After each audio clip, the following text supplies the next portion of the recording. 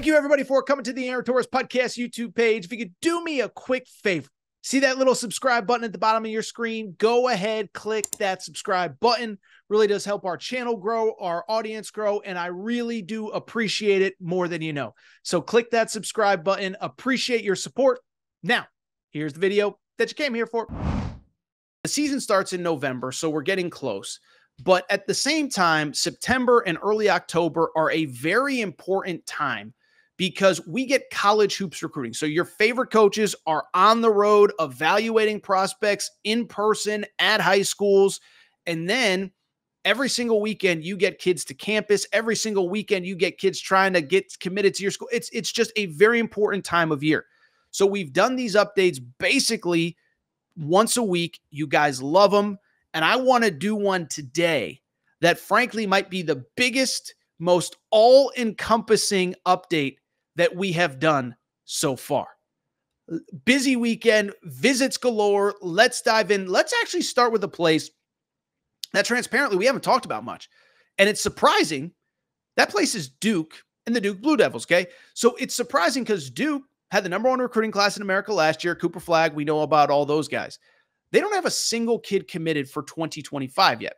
Now, it's a little bit different. The Boozer twins appear ready to commit. I think it's going to be Duke. You know, everybody's trying to sell you. They're from Miami. They're from the state of Florida. They have great relationships with both coaching staffs. I'd be stunned if it wasn't the Boozers.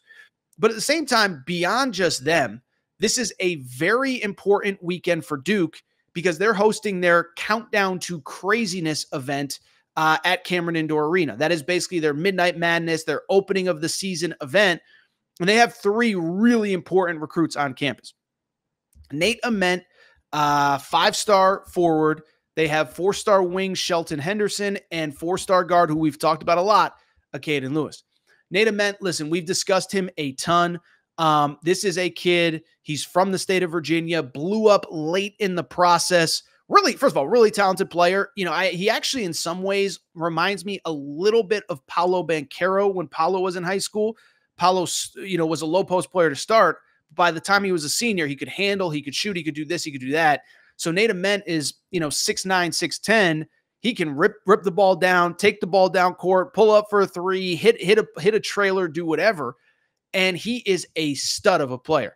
Now, I visited Texas last week, Duke this week, and I've said it all along with him. By the way, BYU, we'll get to them later on in the show. But what I've been told about Nate Ament, listen, he's going to take it pretty far out. Recruiting is new to him. You know, he blew up over the summer. A lot of these offers are new. He's going to take his visits. He's going to take his time. But he is at Duke this weekend. Shelton Henderson, a 6'5", 6'6" wing out of Texas, also at Duke. I think their big competition there would be Texas, Houston, schools like that.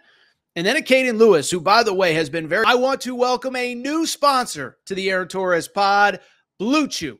Fellas, remember back in the day when you were always ready to go? Well, things change. You got a lot on your mind. Your football team isn't very good. Well, here's the good news. That's where Blue Chew comes in. Blue Chew is an online service that delivers the same active ingredients as Viagra, Cialis, and Levitra, but at a fraction of the cost and in chewable form.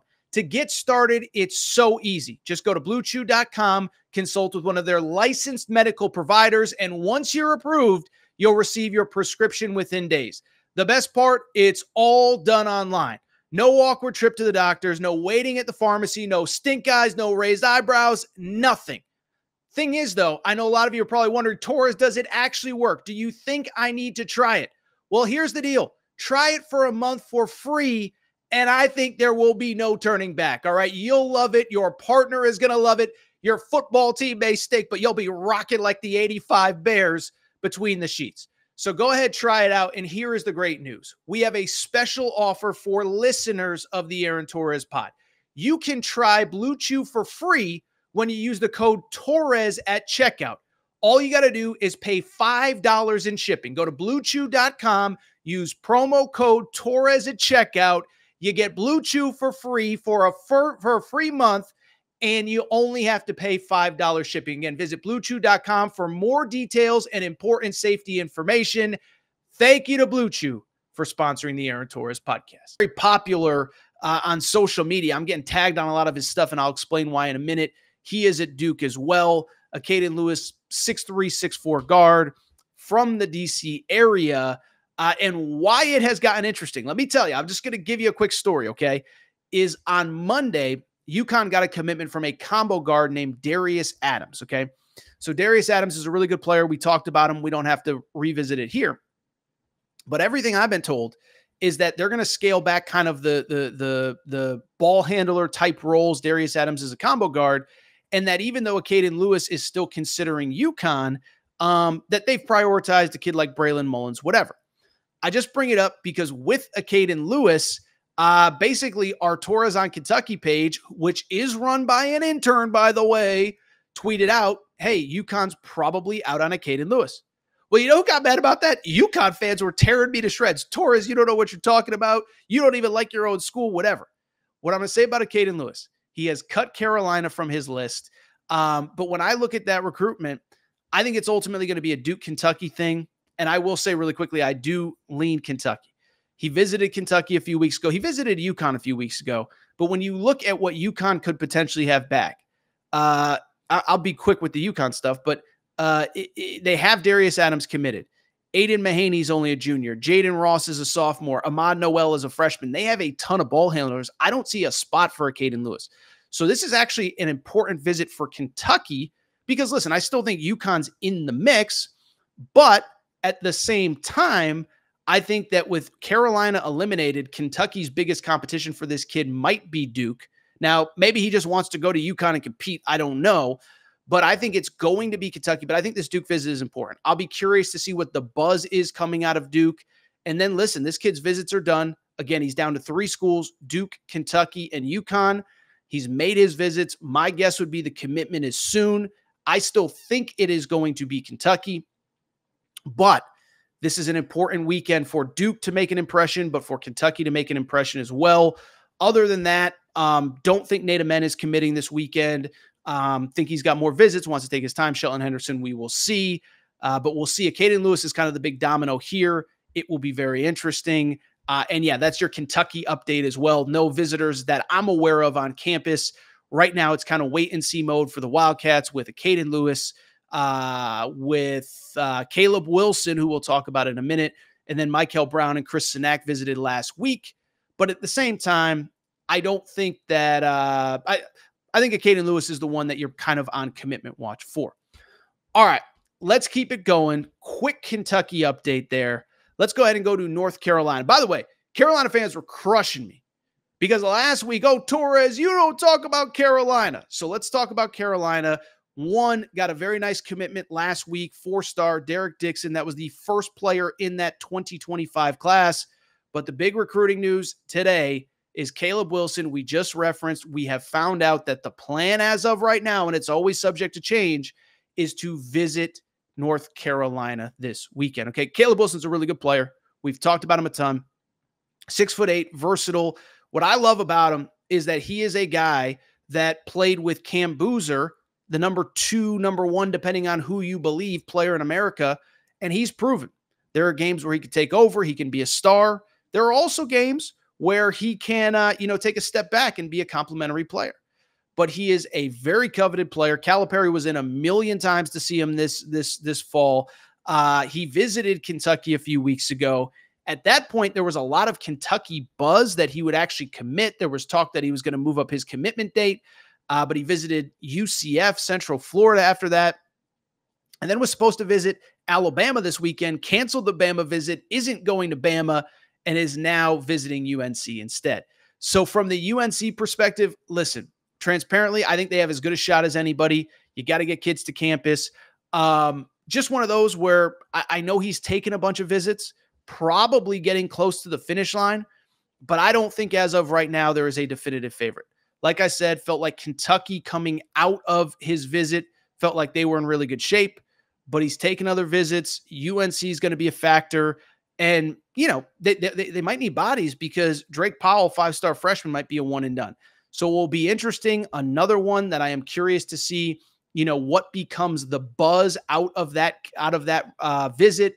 Is there something, he's not going to commit, but is it possible that, that North Carolina takes a lead or gains some momentum? But this is a big one. Carolina, again, one commitment in 25. And there's some guys that they wanted that they've struggled with. Caden Lewis cut him from their list. Braylon Mullins, he's on the list, or North Carolina's on the list, but it feels like it's an Indiana versus UConn recruitment. So I just bring it up to very simply say that, to me, you talk about a big visit for Carolina, you gotta make a move on some of these big names. Caleb Wilson would be a good one to do it. He is on campus this weekend. Also worth noting, I just saw this right before I signed on. It appears as though Nico Bundalo, a high four-star forward, plays at Prolific Prep, is also expected to be on campus this weekend. Actually, he might be there already. He was supposed to get in on Thursday, but plays at Prolific Prep. He's from Ohio originally, has also visited UConn, Ohio State, and Michigan State, excuse me. And, he's one. He said, I want to commit in the fall. I want to focus on my senior year, focus on basketball, know where I'm going, take up my spot. So we'll see if that recruitment, it feels like Nico Bundala I'm talking about now, that one should start come to a close after this weekend. Let's keep it going with a program that certainly we talk about a lot and certainly is very intriguing, and that's the Arkansas Razorbacks. Okay, so Calipari's there now. We know Calipari's there. They got Darius Acuff early, and it's been kind of a weird wait and see after that. There's been a lot of players that Cal has gone to see, but there hasn't been a lot of visits. And the one thing about Cal, his board just isn't very big. He kind of knows who he wants. He knows who he's going after. And the other thing is, he's been pretty transparent that, hey, the days of me taking 6-7 freshmen in a class are over.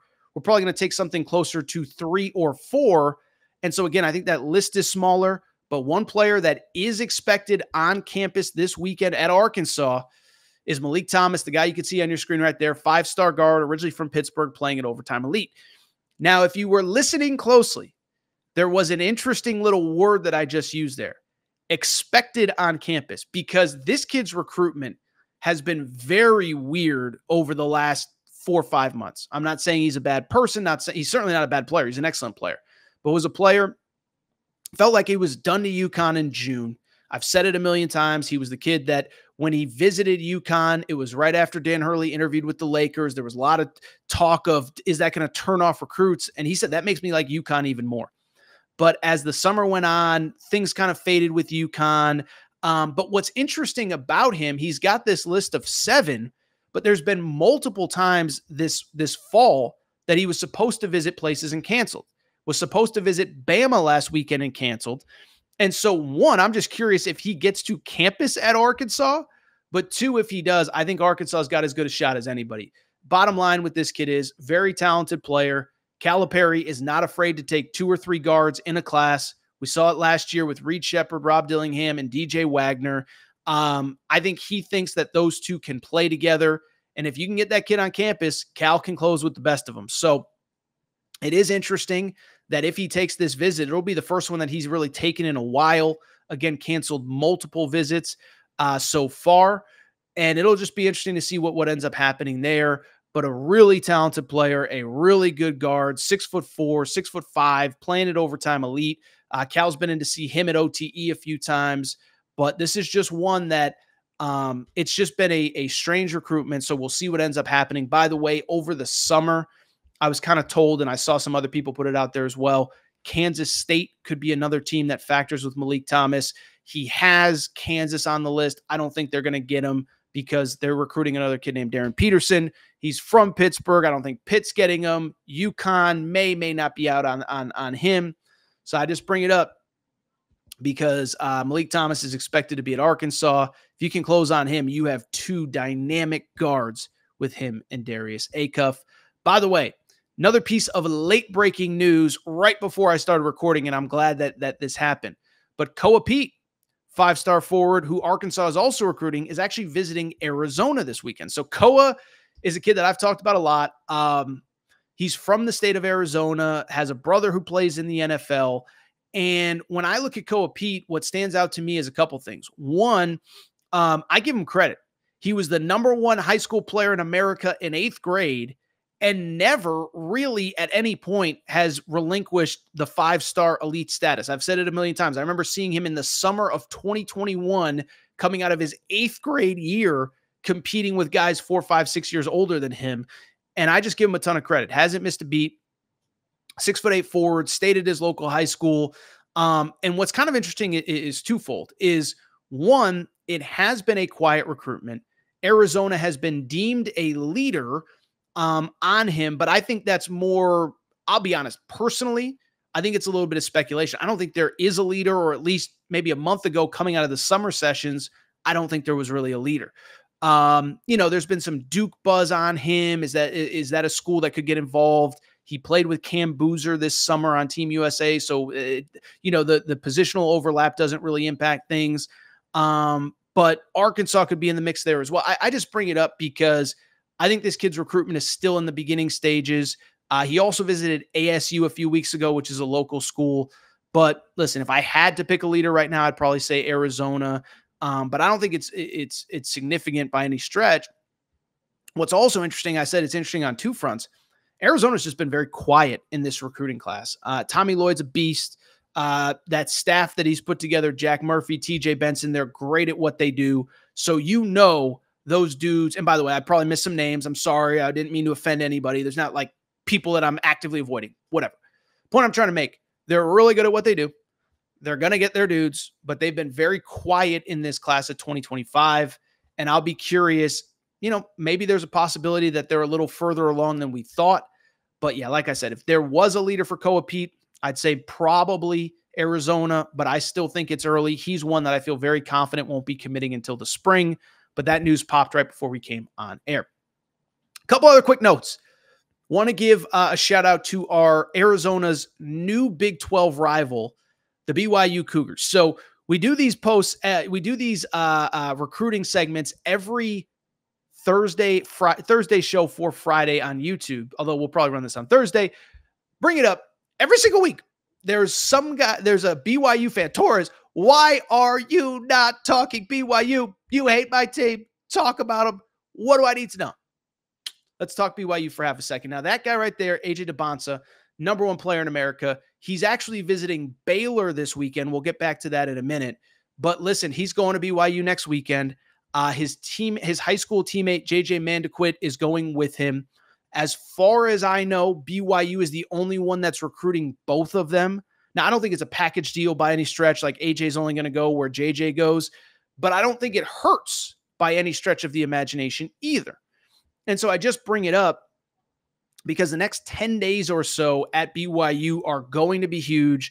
They actually have their season opening event this Thursday night, so the night that I'm recording.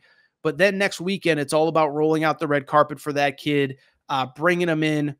Other than that, BYU, there's not a lot to really kind of discuss. By the way, I'm told AJ, before he goes to Baylor this weekend, is playing in LA on Thursday night, and BYU is going to be in attendance. So they are not letting up on him at all. As far as outside of him and JJ Mandequit, who, as I said, they're both visiting next weekend.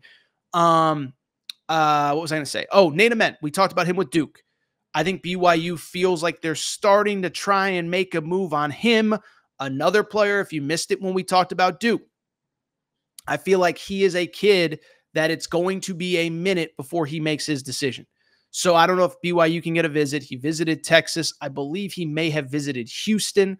But just bring it up because BYU is quietly making their moves. The Staten kid from Vegas, Xavier Staten, they're in their Final Four. I believe he's going to commit probably in the early signing period, so that commitment is coming up.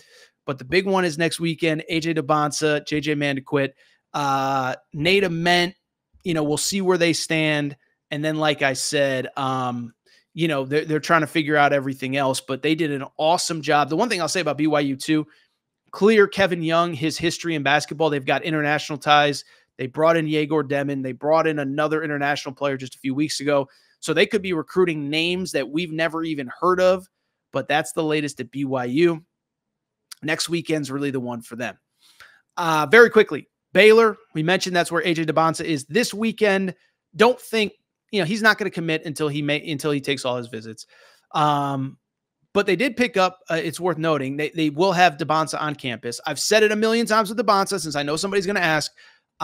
Don't believe there's a leader. He's taking all of his visits. As I've said a million times, his dad handled most of the recruiting early. AJ himself is just getting to know these coaching staffs. So I don't believe that we're like a week or like 10 days away from him committing. I don't think after he visits BYU that it's going to be like, oh, he's going to go into decision mode that week.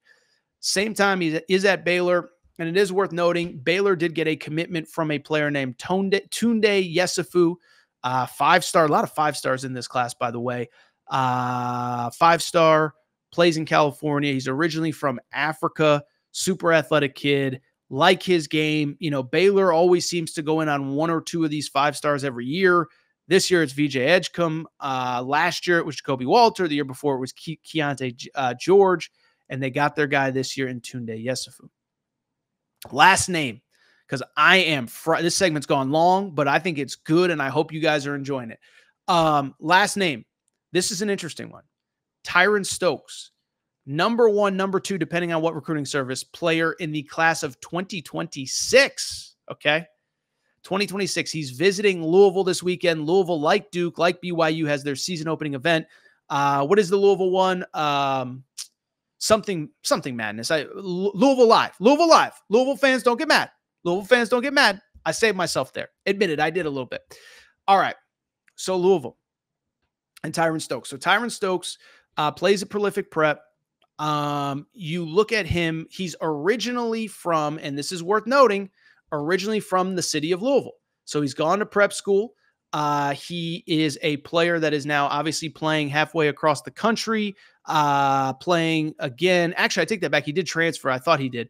No longer playing at Prolific Prep, but played at Prolific Prep last year. He's playing high school ball in California. Solely bring it up to very simply say that he is the number 1 player in the class of 2026. He's from Louisville, so he's obviously a priority for both Louisville and Kentucky, but he's going to be at Louisville this weekend. Now, 1, we're certainly not getting a commitment. 2, the interesting thing on him, there is some buzz about him potentially reclassifying. I think it's a little bit early to really have that conversation. I think he's a 2026 kid until further notice. But if he's going to reclassify, we got to start hearing some rumblings soon. To me, this just feels like getting to know the program, new head coach, city school. And yeah, Pat Kelsey's going to give him the hard sell. But I think Pat Kelsey's like, you know, let's just get him to campus, see if we can make some magic happen. But this, to me, this recruitment is like nowhere near anywhere close to a finish line. But number 1 recruit in 2026 will be at Louisville.